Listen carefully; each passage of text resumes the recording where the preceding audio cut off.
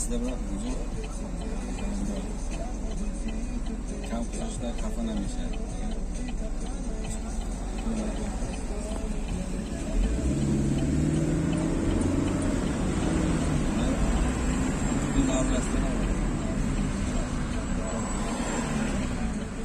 Şöyle dahi tuğlu bulunuşu var da.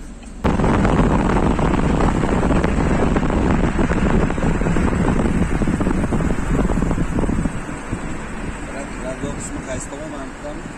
Amacına kısmı. Gözü çıkılacak. Kaç gerek değil mi?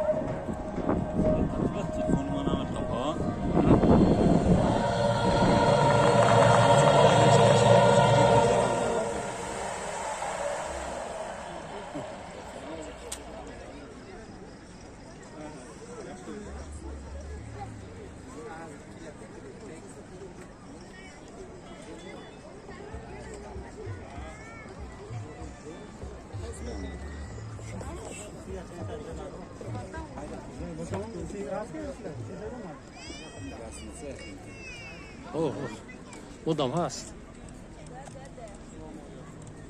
ایمان من نبیشه سخته